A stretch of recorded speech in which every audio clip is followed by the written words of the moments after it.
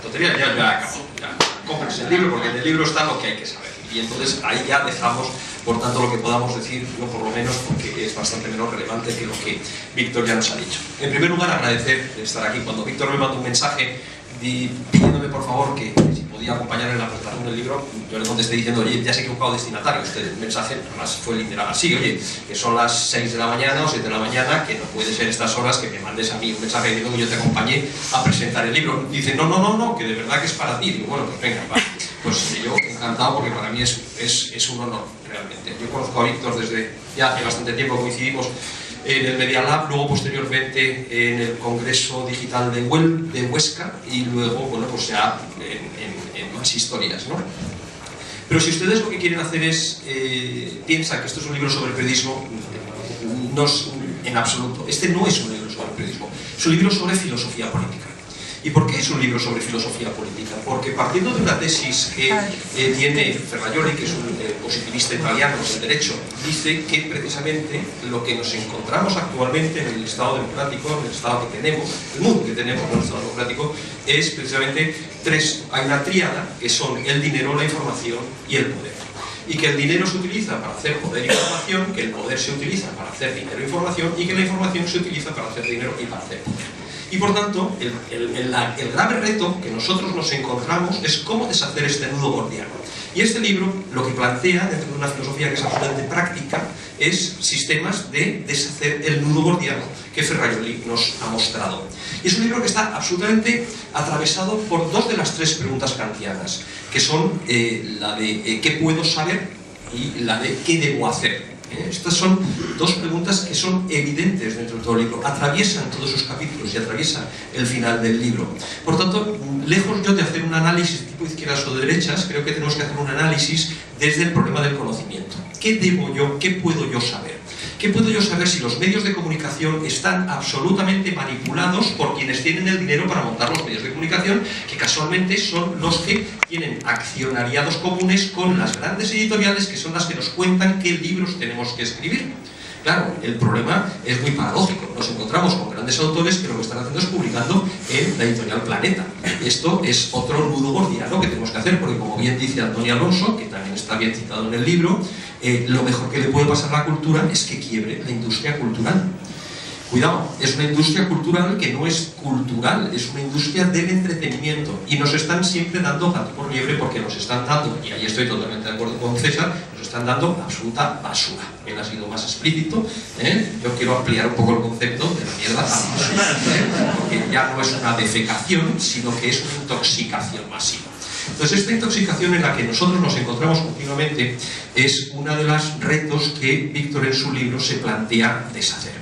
¿Cómo podemos deshacer esto? Y él, la solución que le da es la solución de colaboración de gente que lo que hace es sacar el bien común.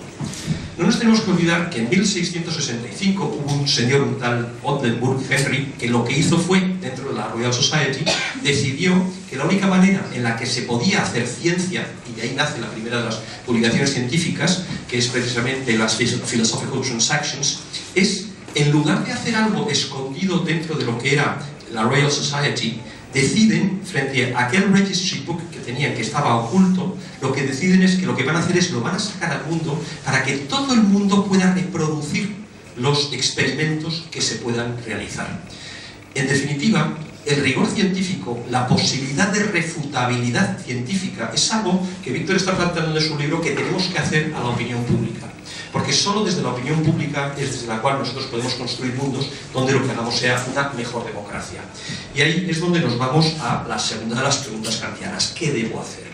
El qué debo hacer yo creo que está absolutamente vinculado a las posibilidades que nos da actualmente la tecnología. Siempre ha sido así. El problema es que antes para montar un periódico se necesitaban millones de pesetas, millones de reales en su momento, millones de pesetas luego, millones de euros ahora, grandes grupos de comunicación, y actualmente mediante estos enjambres que se producen en Internet, a través de los cuales nosotros lo que podemos hacer es dar una fuente directa de lo que son determinado tipo de informaciones, y estas informaciones como fuente directa luego pueden ser recogidas precisamente por unos curadores, por unas gentes que tienen que hacer periodismo y que son absolutamente necesarias, porque no nos olvidemos que son ellas las que vertebran la opinión pública y son ellas las que nos permiten navegar dentro de todo ese proceloso mundo mundo de la información. Si actualmente lo que existen son del orden de unos 85 o 90.000 libros al año, ¿cómo podemos saber cuál es el mejor libro? Y esto se produce normalmente a través de mecanismos o de referencias de calidad. Si está en tal editorial, sé que por lo menos ha existido un control previo de calidad, o si por ejemplo me lo documenta determinado tipo de amistades, esos amadores de los cuales Víctor también se refiere en su libro, nos vamos a encontrar también con una posibilidad de una calidad que sea la que a nosotros nos puede interesar. Y esto nos lleva a dos cuestiones que son las que producen la tensión desde hace 2500 años en lo que es la democracia. En primer lugar tenemos la democracia representativa, y en segundo lugar lo que tenemos es la democracia directa. El problema es que las dos tienen ventajas y las dos tienen inconvenientes, y el problema es cómo nosotros lo que podemos hacer es modular la tensión entre ambos sistemas democráticos. El sistema de la democracia directa implica que todos votemos, todos tomamos una decisión sobre un determinado objeto. Pero ¿qué ocurre? Y aquí es donde entra el tema de la opinión pública. Es absolutamente imposible que todos nosotros sepamos todos sobre todo, con lo cual tendremos que dedicarnos a, o decidir que hay parte de la democracia que tiene que ser una democracia representativa, y tiene que ser a través de gente en la cual nosotros confiemos. Por lo tanto, el problema que tiene la democracia directa es los límites epistemológicos, los límites del conocimiento, pero el problema que tiene la democracia representativa es la moralidad de nuestros gobernantes y la calidad de la representación. Por lo tanto, dentro de esas dos tensiones, dentro de esa tensión de democracia directa y democracia representativa, es donde opera precisamente este mundo de construcción del bien común como información, para que nosotros elevemos nuestra capacidad de saber y desde ahí podamos tomar decisiones mucho más relevantes, mucho más inteligentes, para generar una mejor democracia. Voy acabando.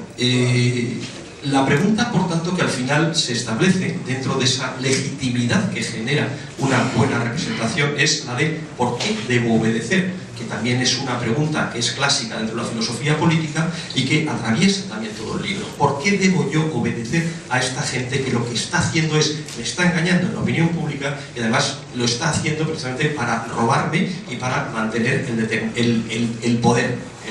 O sea, me están hablando de transparencia, pero el primer dato sobre la transparencia cuando una persona adquiere un cargo es poner en público cuál es su patrimonio.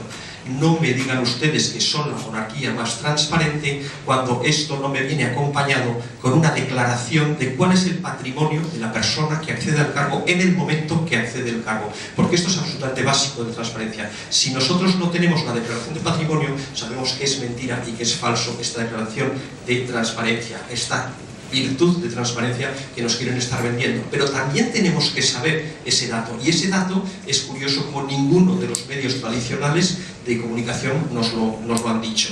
Por tanto, ¿por qué debo yo obedecer a toda esta gente? Y aquí esto se plantea precisamente la desobediencia civil como mecanismo de funcionamiento para adquirir nuevos modelos, nuevos sistemas democráticos, que en definitiva es algo que también es democrático, como ya nos dijo John Rawls, por cuanto que en definitiva la legitimidad se alcanza dentro también de la desobediencia civil. Simplemente quiero acabar ya con un dato.